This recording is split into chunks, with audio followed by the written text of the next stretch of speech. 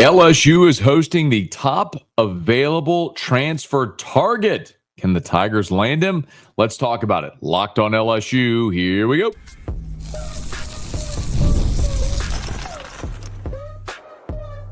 You are Locked On LSU, your daily podcast on the LSU Tigers. Part of the Locked On Podcast Network, your team every day. Okay, let's get it. It is Locked On LSU, your team every day. I'm your host, Matt Moscona. Thanks so much for making us your first listen. We are free, available wherever you get podcasts, of course, on YouTube as well. So please subscribe. As always, one of the fastest ways to help us grow is by leaving your comments below. So thank you for that. Today's episode is brought to you by FanDuel. Right now, new customers can get $250 in bonus bets when your first $5 bet wins. Well, spring football is over. The spring transfer portal window closes on Friday, meaning that's the deadline for players to enter the portal. And we've talked a little bit about LSU players coming or going, and we'll let you hear from Brian Kelly about the fact that LSU necessarily wasn't actively seeking any players in the portal, but if the right player in the portal, a difference maker in the portal were available, that they'd be interested. Well, lo and behold, apparently the right player is available in the portal. There was a report from Matt Zenitz of 24/7 that Bernard Gooden is visiting LSU. Landed in Baton Rouge on Thursday night and set for his visit with the Tigers over the weekend. So who is Bernard Gooden? Glad you asked. So Bernard Gooden is a defensive lineman from South Florida. He's from Montgomery.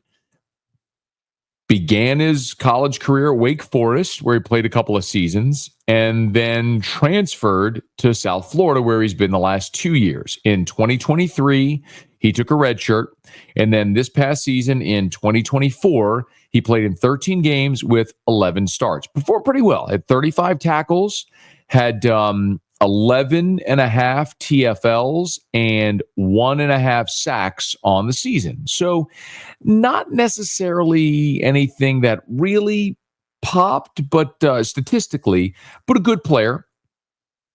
6'1", 280 pounds. He's an interior defensive lineman. So I got a few thoughts on this. And before I start, or go any further, I should say, I want to provide this caveat. I ain't seen Bernard Gooden play a snap of football. I didn't watch him in high school in Montgomery. I didn't watch him at Wake Forest, and I ain't seen him at South Florida. So I'm not telling you anything my eyes have seen. I'm going to use some context clues here to give you an opinion on this target, okay?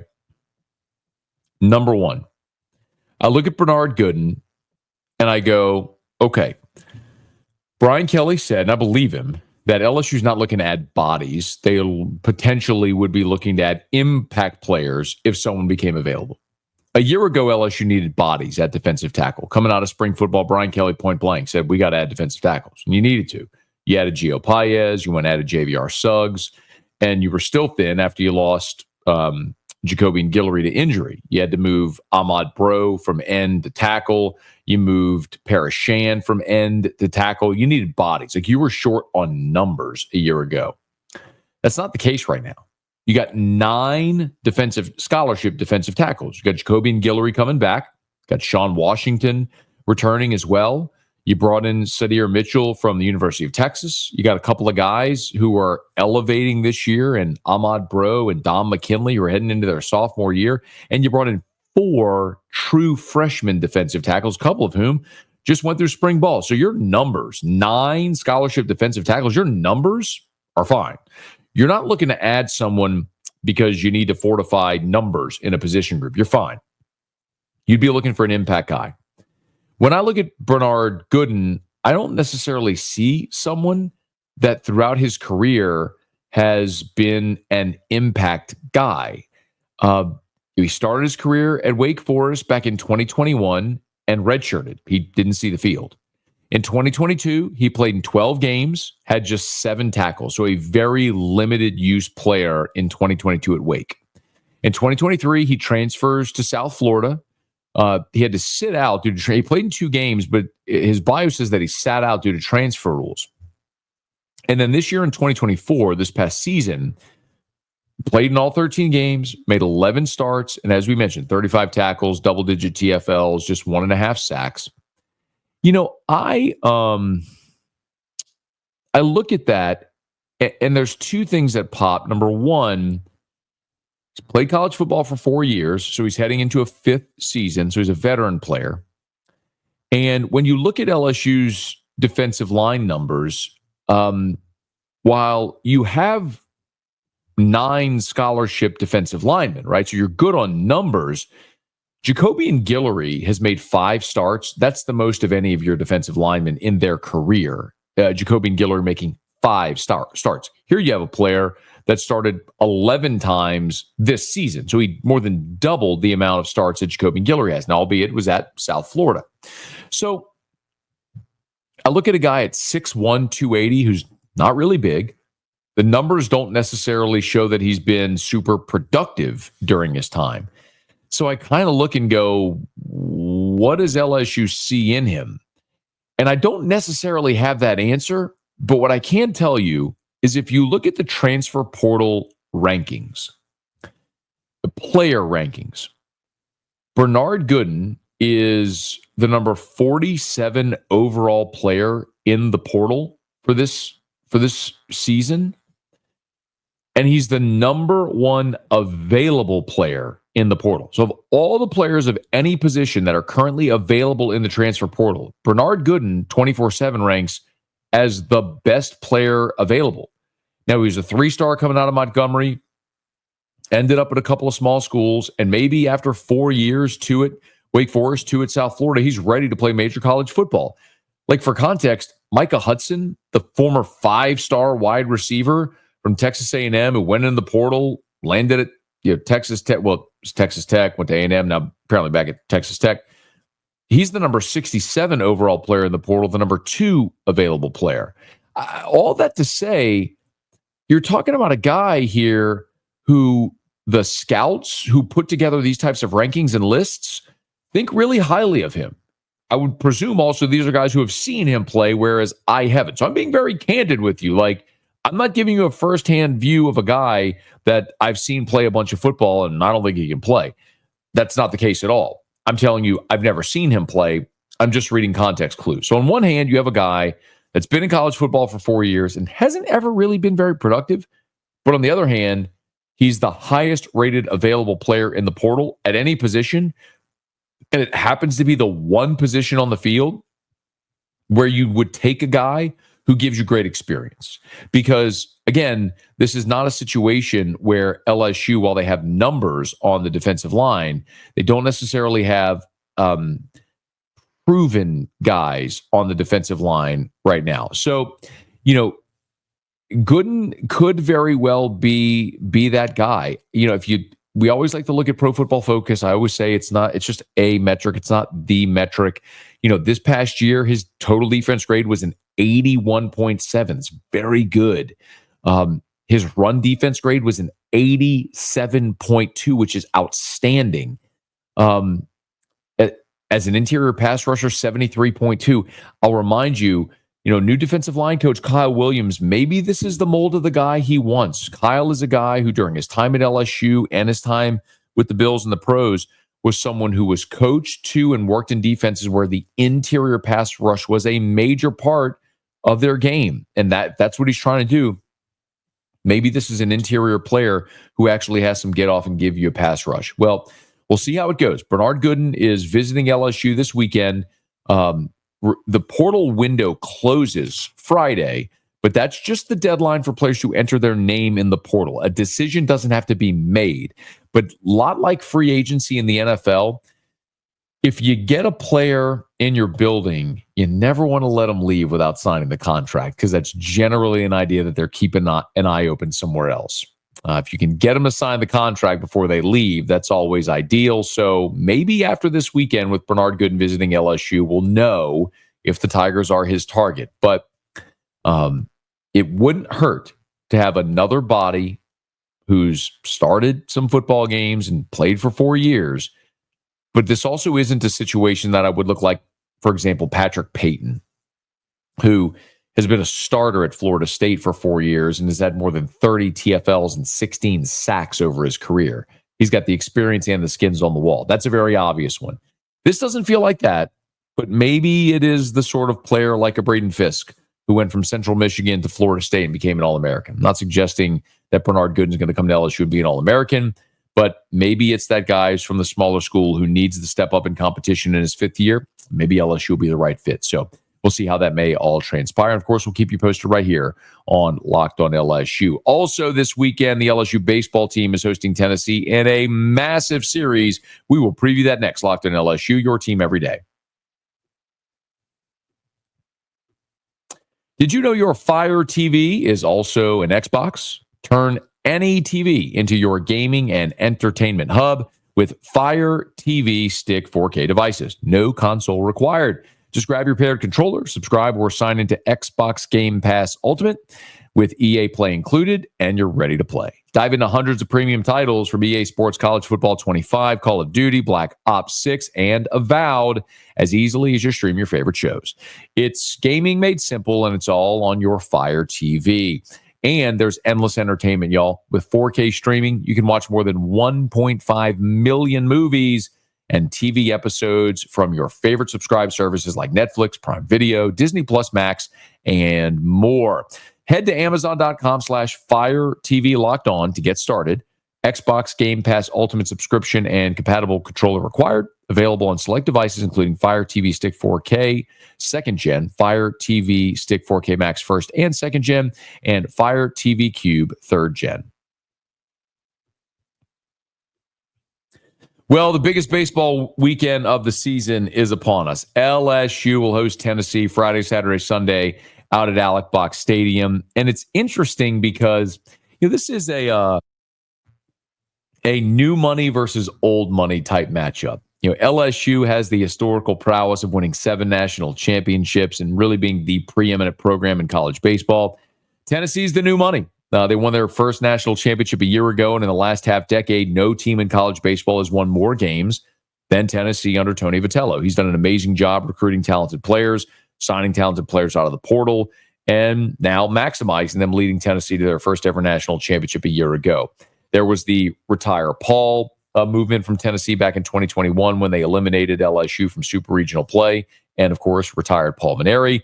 LSU beat Tennessee a couple of times in Omaha in 2023 en route to LSU's 7th national championship. And now they face each other both at 12-6 in SEC play this weekend at Alec Box Stadium. And it's interesting because these might very well be the two most talented rosters in all of college baseball. Still, I get the feeling that there's a little bit of unease in LSU circles. I'm not talking about players or coaches. I'm talking about from the fan base.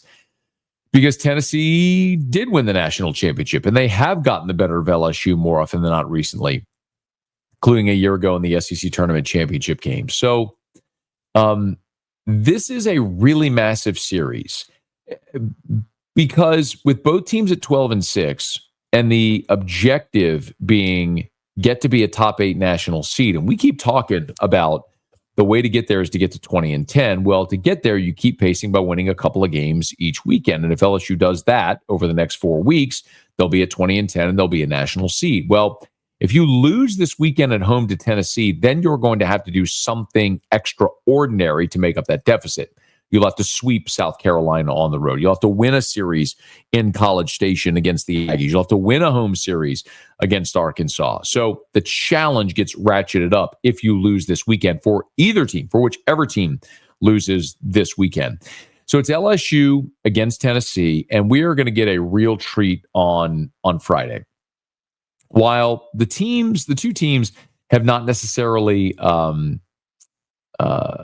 listed their projected starters, we are presuming that we will see Liam Doyle on Friday night for Tennessee, and he'll go against Cade Anderson in what will be one of the, if not the premier pitching matchup in all of college baseball this season. So, Liam Doyle is a guy who was at Ole Miss, transferred to Tennessee, a guy that LSU was interested in, a left-hander, and who had a sort of Paul Skeens-like emergence. I'm not saying it's Paul Skeens, so please don't misunderstand me.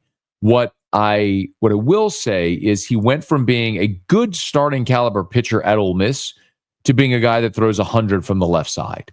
And that's just not necessarily something you see often. So he started his career at Coastal Carolina back in 2023, where he appeared in 23 games, had a 4.15 ERA. He goes to Ole Miss in 2024, makes 11 starts out of his 16 appearances, and he leads the team with 84 strikeouts. And then he goes into the transfer portal and now lands at Tennessee, where he has been otherworldly at times this year. He's 7-1 on the season, is Liam Doyle, and he'll get the ball again game 1 against Cade Anderson. And he has been really good at times. Now, 58 innings pitched. He has a 104 strikeouts. 104 strikeouts in 58 innings pitched and just 17 walks. Let me say that again slowly so you understand. In 58 innings pitched, 104 strikeouts to 17 walks. Oh, and he's got a 2.48 ERA. Liam Doyle has been really, really, really good. He has lost once this year. It was at Alabama, and he went 6 innings, but they were able to put 6 runs on him. He did strike out 9, but he walked 4. So if Liam Doyle, if you can coax him into some walks, that's a pretty good opportunity, I would suggest, for you to get through against Liam Doyle. So on the other side of it, Cade Anderson is going to have the opportunity to go against a really good Tennessee lineup. There's no other way to talk about it than one of the best lineups in college baseball. They are hitting collectively, as a team, 308. That's number 2 in the SEC. I'm sorry, they're number 3 in batting average. They're number 2 in home runs with 97. It's pretty easy to look at what they do. They beat you at the plate. Wes Rucker from 24/7, who covers Tennessee, gave a really good explanation about Tennessee. It was like the battle and the war. So the battle's in the field, the war's at the plate, meaning you win at the plate by striking guys out, not letting them put the ball in play, and then obviously offensively producing runs. And that's what this team has done. Liam Doyle leads the SEC in strikeouts with 104. He's number 2 in the league with a 154 opponent batting average. He's been awesome. And I kind of compared it to Skeens in that, when Paul Skeens showed up at LSU, he wasn't necessarily Paul Skeens. He became that during his time at LSU. Well, Liam Doyle has had this incredible emergence. For context, a year ago, when Liam Doyle was at Ole Miss, he did face LSU at the box. So he pitched at the box a year ago, and he only made it 4 innings. He gave up 4 runs on 8 hits, all of them earned. He struck out 4, and he walked none. He struck out 4, didn't walk anybody. But LSU got through against him last year when he was at Ole Miss. So a real challenge, but a guy that LSU's returning hitters have already seen. The interesting thing also about Tennessee is while they have been really good and they are a really talented team, they have been vulnerable. Tennessee lost 2 out of 3 this past weekend against Kentucky.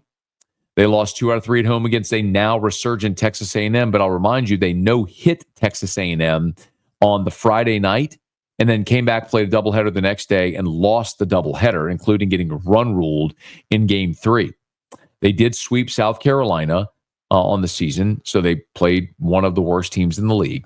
But when you look at what's happened the last 3 weeks, they lost 2 out of 3 to Texas A&M.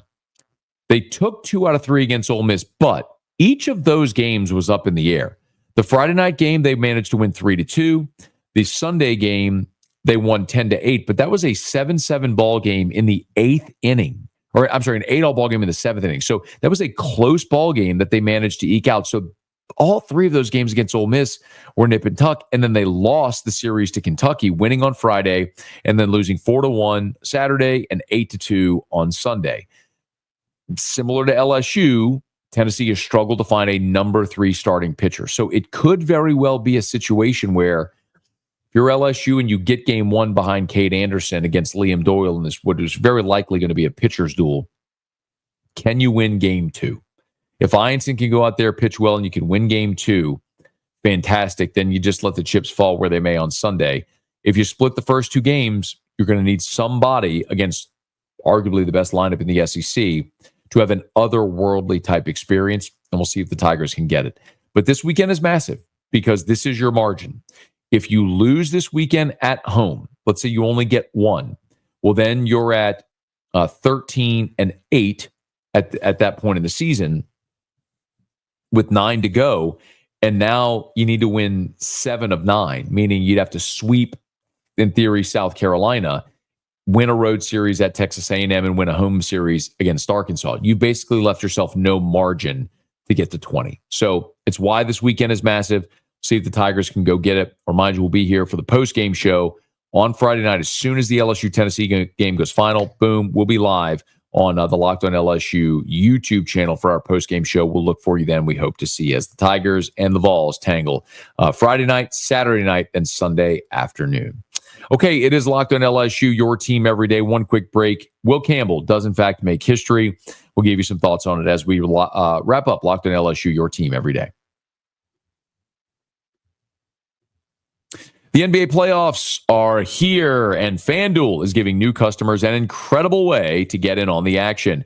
Right now, when you join FanDuel and place your first $5 bet, you'll get $250 in bonus bets if your bet wins. I love how FanDuel makes betting so easy, whether it's picking my favorite teams, diving into player props, from three-pointers to steals to assists. FanDuel has so many ways to bet your favorite player props. Plus, after the game tips off, you can even combine live prop bets into a same-game parlay for a chance to win big. So don't miss out. Head over to FanDuel.com and claim your $250 in bonus bets today. That's at FanDuel.com. As expected, it did in fact happen on Thursday night. Will Campbell selected 4th overall by the New England Patriots. He becomes the highest drafted LSU offensive lineman in history. Alan Faneca back in 1998 went 26th overall. At that point was the first ever offensive lineman in LSU history to go in the first round of the NFL draft. Now Alan Faneca, the Pro Football Hall of Famer, has company with Will Campbell, who went to the New England Patriots. It was interesting because as we've started to hear some of the stories come out, there was a story told by Will Campbell who talked about Mike Vrabel and the New England Brass coming into Baton Rouge and working out Will Campbell. And there was a drill where Vrabel himself was holding a blocking pad and Campbell hit him in the chest and knocked him down. That's the New England Patriots coach, who's the former Patriots linebacker. And at that point, Vrabel loved it. And you can see the power, obviously, of Will Campbell in a situation like that. He's going to be an immediate fan favorite in New England. And, of course, he's going to be a favorite of Drake May as well. As a matter of fact, Drake May, the former North Carolina quarterback who was drafted in the first round a year ago by New England, quote tweeted the NFL's Twitter of the interview that Will Campbell did on the stage after being selected by the Patriots with the NFL Network. And Drake May quote tweeted it and said, "I love this guy already. LFG, let's freaking go." And it's hard not to be down with it, man. Will Campbell shed some tears in that interview with the NFL Network, and battled through a lot of questions, but ready to go get to work, and is going to be awesome. Talked about how he'll play anywhere: guard, tackle, tight end, X receiver, whatever's going to help his team win. He wants to win. New England is a proud, storied franchise. Of course, the greatest dynasty ever in the Brady Belichick era, but it's fallen on hard times since Tom Brady left. And now with a new coach, Mike Vrabel, their franchise quarterback in tow, and Drake May, and now their franchise left tackle in Will Campbell, who, as we mentioned, the highest drafted offensive lineman out of LSU ever. So congratulations to Will Campbell, the 4th pick of the NFL draft. If you're wondering the slot values for the rookie scale in this draft, the 4th overall pick, which is where Will Campbell went, gets a $43.589 million contract. So a massive deal. Year 1, 7.9, year 2, 9.9, year 3, 11.8, and then year 4, 13.8 million. So congrats to Will Campbell, the 4th pick of the draft. $43 million richer after hearing his name called, and starting to do great things with the New England Patriots. Much more to come for the LSU Tigers in days 2 and 3 of the NFL draft, and we'll certainly have it all up to date for you here on Locked On LSU. Hey, thanks so much for making us your first listen every single day. Now for your second listen, how about you go check out the Portal Show? Brian Smith has the latest rumors, portal entries, and signings. Be the most informed fan on the rapid changes of the college football landscape. Find the Portal on YouTube or wherever you listen to podcasts. Hey, if you are on podcast, please subscribe on your favorite podcast app. Rate us, leave a review. If you're on YouTube, smash that like button, subscribe to the channel, and hit the bell so you're notified whenever we post a new video. Let a friend know. If they love the Tigers, we got you every single day for Locked On LSU, your team every day.